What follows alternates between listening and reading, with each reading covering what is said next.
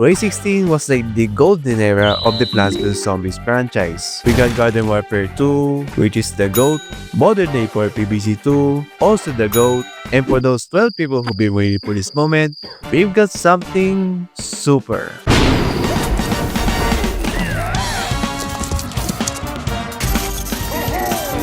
PvZ Heroes was the first ever card game in the franchise, and at the time, digital card games were everywhere. Clash Royale, Hearthstone, even Pokemon TCG Online. But what actually is PvZ Heroes?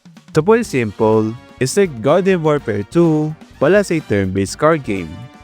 Now where the fuck is Garden Warfare 3? Unlike other PvZ games, this game uses a new design to kind of give that vibrant and cartoonish look. The story here follows the return of a villain, Guess Who, along with his latest invention, the Zombos Territory 5000. He accidentally presses a big red button and turns everyone into superheroes. And out of all the different plants and zombies in the PvZ universe, there's a grand total of 22 characters you can choose from. Some of them were hero versions of themselves, while others were pulled straight from Garden Warfare 2 like Superbrains, Citron, and Rose. Obviously, you can't forget the one and only Solar Flare. Just gonna save this for later, don't mind me. Now we all know that the original Plants vs. Zombies follows a linear set of levels. In this case though, the game frequently uses the term called battles. And like I said, it is turn-based, which means you take turns attacking each other. But it's a little more in-depth than you think. The zombies always go first, the plants go second, then the zombies go again, and the last one, you just watch the entire thing. Why does the zombies get to go twice than the plants do? Cause they cheat. This cycle repeats over and over until all of your heroes hit 0 HP. Usually, all heroes start with 20 HP and 3 shields, which are tied to this gameplay mechanic called the Super Block Meter. It has a total of 8 bars, and with every attack, you have a chance of getting 1 or 2 or even 3 bars. In other words, it's RNG. Once that bar fills up, you get a superpower. These are like special cards and are exclusive to the 40 card decks that you should be picking before the actual battle begins. Speaking of cards, there are 3 things that you need to know about: classes, card type, and traits.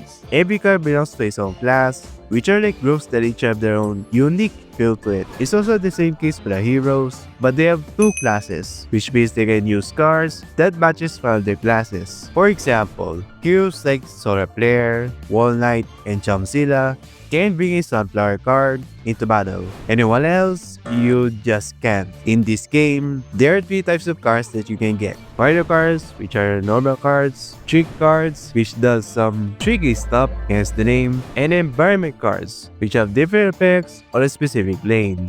When it comes to traits, these are special abilities that your cards have. Some have the Bullseye trait, which doesn't trust the opponent's black meter, and some have the Deadly trait, which insta-kills the opposing fighter. And those are just 2 of the many traits this game has. You wanna try some of the cards you haven't unlocked yet? Well, you can get them through opening card packs. And you can only get at least 6 per pack that cost gems. And don't even get me started with the gems you have to grind just to buy one. The game is split into 4 game modes, whereas the first 2 are 2 different campaigns, whether you team up with the plants or the zombies. The third one is a daily challenge, which throws in some slight gameplay changes. And last but not least is the PvP mode.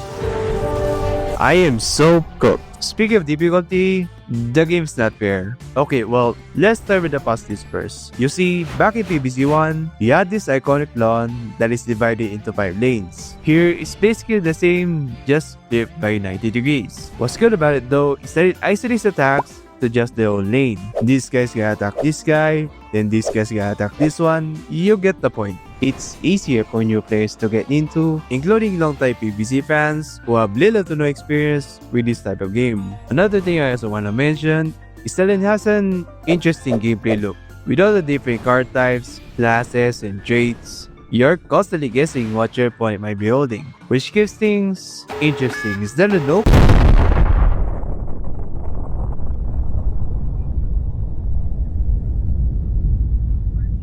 Now here's the bad news. The game does a terrible job at teaching new players. Even if it has a decently long tutorial, but I was hoping for something more than this.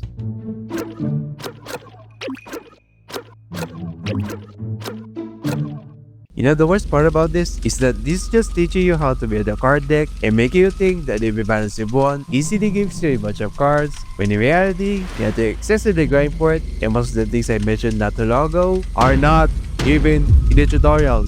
But on the flip side, it is quite fun though. You can test different synergies, learn your cards on the fly. The matches are quick and snappy, but with so many flaws baked into this game, that eventually led to its major downfall. Knowing your cards being made, constantly doing balance changes. But what's interesting though is that the game still has a loyal following, with people still making mods, like the Ohio mod that makes every single card insanely OP. Even funny memes are being posted to this day. But as of last year, PopCap, the Plasma Zombies people, announced that the game is getting a brand new update called Warz. I mean, do you recall the announcement if they already released it 2 weeks ago? What are we doing here? This is pretty much a minor update if you ask me. It's kind of similar to the arena feature in PvZ 2, you know, common leaderboard stuff. It's not bad by any means. I mean, the rewards, they're decent enough. I mean, all you have to do is grind your way to the top. Well, unless you cheat. With all that being said, it may not be one of the best games in the franchise, but it's not terrible either. And it's not just because of how grindy the game is, it has something to do with RNG that significantly affects your chance of winning, cause in the long run, that can get really exhausting. And there's no escaping to this. But if you don't mind losing 95% of the time, might as well just give it a shot. Plus, the game has pretty much stayed the same for like the past 7 years. So you're not gonna miss out too much.